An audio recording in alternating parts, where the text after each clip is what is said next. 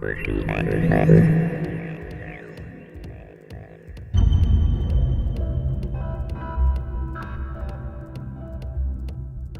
guys, today we're going to take a look at a very interesting nipper. This is the Thomas & Smith. It's from about the 1880s, roughly, and it has a real neat mechanism.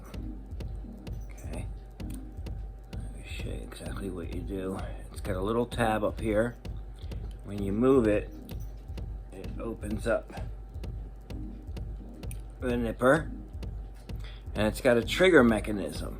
It's like a little plate that's going to hit against your wrist, and that's what's going to close the jaws. Okay, so I'll show you. It just goes like this, and then you push and it locks it in place.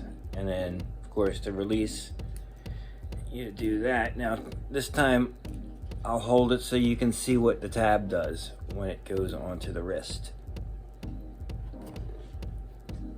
I'm gonna push down, boom, you see it move over. It slid from there to there. A lot of these were nickel plated. Mine still has some left on it. You can see the screw there. What struck me is the handle, because the handle is sort of similar to the older Phillips with the curvature for the for your fingers, like right here. See how it has that indentation. There we go. It's just more pronounced in the Thomas, and the Thomas of course has more moving parts.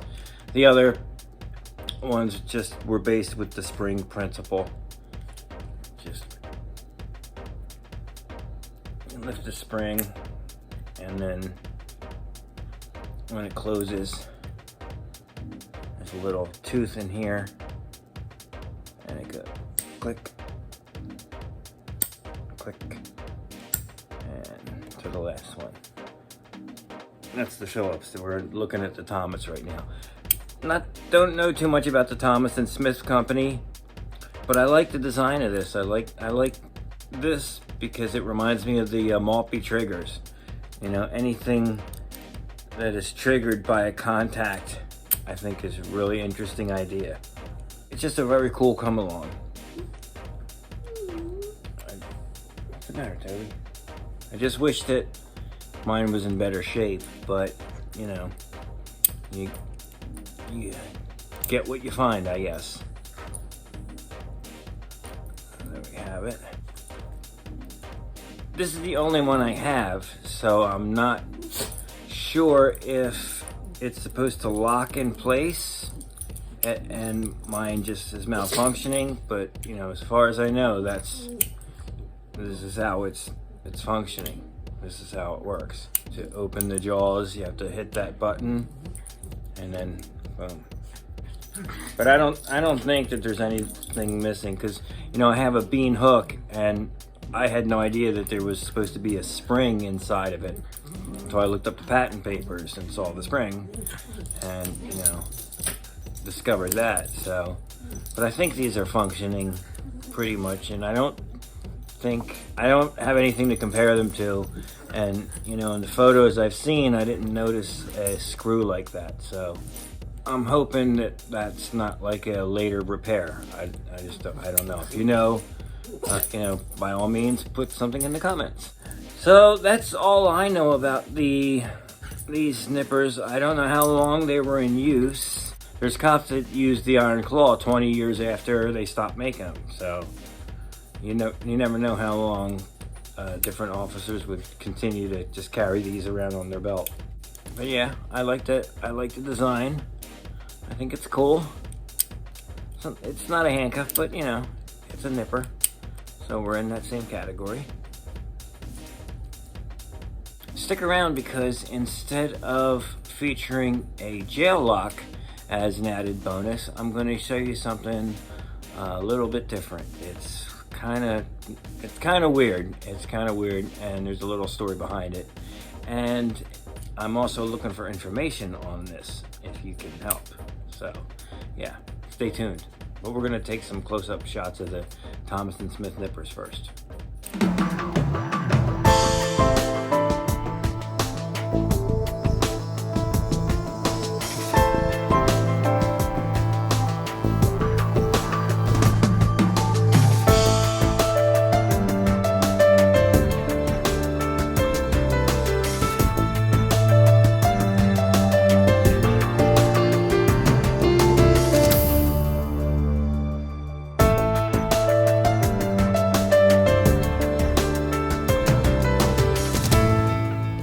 Now, unfortunately, my dogs don't have opposable thumbs, so they're unable to help me with showing you guys today's special feature.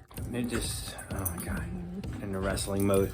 This is 2 items that I bought from a local store that specializes in, shall we say, oddities. They're called the Dark Parlor, and it's a really cool store in downtown York. Look them up. And you know, they have all kinds of skeletons and different odds and ends, stuff that, you know, I obviously love. And I noticed these 2 sets of restraints. Here's one. Now the thing is, the story that I was told was that they came from an asylum that closed down years and years ago. But I was unable to find any markings on these things, and I kind of doubt that. That might have been the story that they told, you know, the store, whoever sold them, you know, along the line or whatever. But to me, they actually look like something that might have been made for escape artists, maybe by Trudell. I'm not sure, but check it out. Okay, this is the first item, and it's obviously way too big for hands, so it must be for your legs. And there's a real teeny tiny hole for a lock, or to me it looks like more like a, you know, there would be like a screw, but it would be getting to know you, that kind of thing. I mean, because your thighs are pretty close together, and to tighten the wing nut down, you guys are gonna be on friendly terms real quick.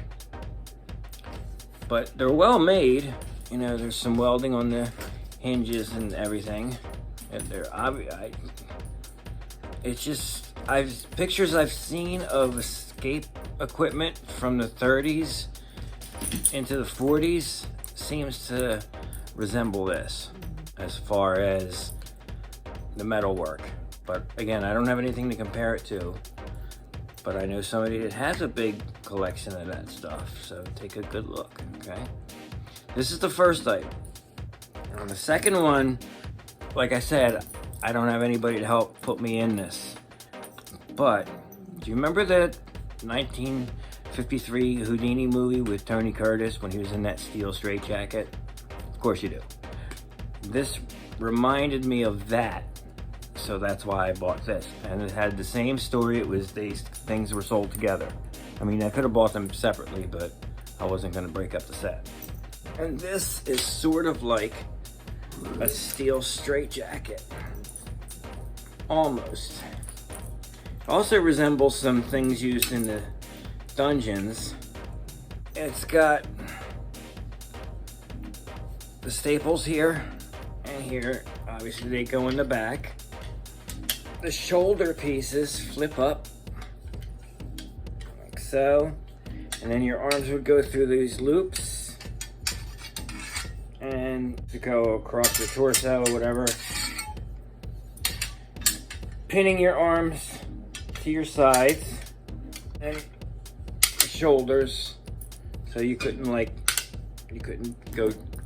shimmy out of it up or down, in other words, especially if your hands are also cuffed in front of you. This was made by the same person, there's no doubt in my mind. But I've looked over every square inch of these things. I don't see a maker's mark. I don't see anything. There's nothing scratched into it. Nothing. And they're heavy, too. They're quite heavy. Maybe I can work this into my escape act somehow. I'm not sure. Definitely not the thigh cuffs, because that's just too weird for me. unfortunately, performing live these days is just not happening. So I'll just have to like spend my time practicing and working on different ideas. I mean, there's some good workmanship went into these things. And they have weight to them, let me tell you. That's the special feature, the added bonus, as it were, for this edition of Off the Cuff. I still have a lot of other weird stuff to show after the regular episodes. Thanks again for watching, and if you haven't done yet, please subscribe. Please, please, please subscribe. And I'm gonna have some really cool stuff coming up, so you're gonna wanna be sure not to miss anything, okay?